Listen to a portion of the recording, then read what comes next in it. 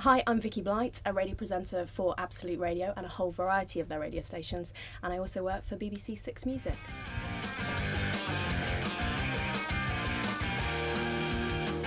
So currently I'm presenting on Absolute Radio, but I started out in student radio at Cardiff University, got involved in the music team, then started presenting my own live acoustic show, and from there won a Radio 1 Student Radio Award, which kind of launched me out into the radio scene. Yes, I play an instrument. I play a couple of instruments. I've played the bass guitar in a band, also I'm a drummer as well, so I've kind of been part of a few bands when I was kind of in my teenage years and early 20s, but that's kind of fallen by the wayside just purely because I'd rather play better bands than actually perform and be quite mediocre.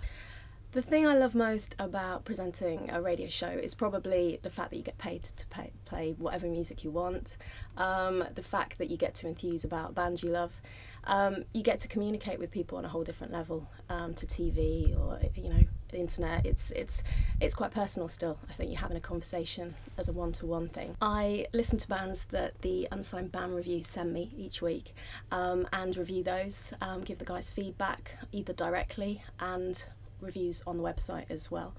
Usually record about 5 reviews each week, which we just hold here, and then the band that we pick as probably not the best band but probably the band that we feel fits the vibe most that week, then fingers crossed gets played.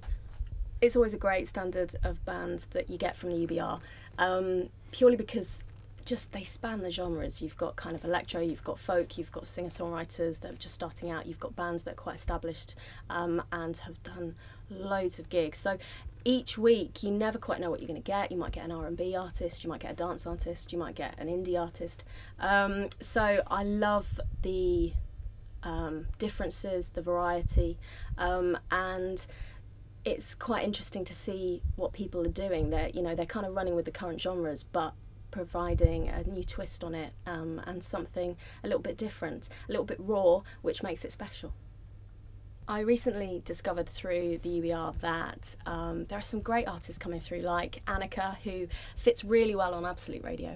She's got quite a summery, very soft rock chick vibe going on, something that would lend itself quite happily to any kind of US TV series soundtrack. And we got good reaction from the listeners when we played her. Kill It Kid, really love them, nice bluesy sound, the two of them, male and female vocals, you've got a guy that's really gritty, you've got a girl that's really soft and mellow, and they just complement each other really well.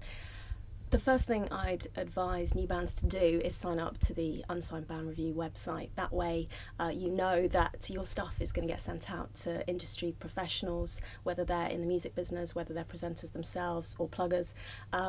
Everybody's listening, and it gives you the opportunity to be heard by a whole category of people coming at it from different angles as well. So you might find someone that really loves your music and would love to put you on air straight away. You might find someone that is working in the industry that listens to your stuff and thinks, well, I'd advise you to maybe do a few more live sets or tweak this or tweak that, and that way you're going to become more appealable to, or you're going to have more appeal to the rest of the industry. Yeah, I definitely think there should be more opportunity for unsigned bands to get their music heard on radio stations, on TV, various outlets really. I started out doing a live acoustic session show. I went round the Cardiff music scene and I listened to bands and asked them if they fancied playing a few tracks on a student radio show. I think whether it's student radio, community radio, hospital radio or the big stations, I think it's always worth sending your stuff through and finding out who the presenter is within certain radio stations that is out on the music scene, looking for new bands. You sometimes find that a lot of presenters have a hand in managing artists as well and put on live music events or open mic nights, things like that. So there are always opportunities through radio. You'll find that someone knows someone who knows someone. But I think in terms of getting more unsigned tracks on playlists, It is tough for the music departments within stations. I think you know, they have to be 100% sure that that track is going to have the support of not only the presenter but the audience as well. And I think that's why the best way is to get right to the radio presenters themselves, because if you can get a radio presenter championing your track, they're more likely to push for it to be played on their free play slot or whatever it might be. So you might hear your track played next to Kings of Leon, you might hear your track played next to Tired Pony. You know, it can just happen purely because you can just drop it in. If the presenter's enthusiastic enough about it, they can usually sway the music team. We get a lot of bands coming through from various pluggers, and you sit down and it's got a verse, a bridge, a chorus, a verse, a bridge, a chorus, and you know, it's very standard. It's great, it's well produced, but there's nothing different about it. And I think we've got a whole wave of artists now that are crossing over the genres. You've got little bits of kind of retro electro coming in on indie tracks.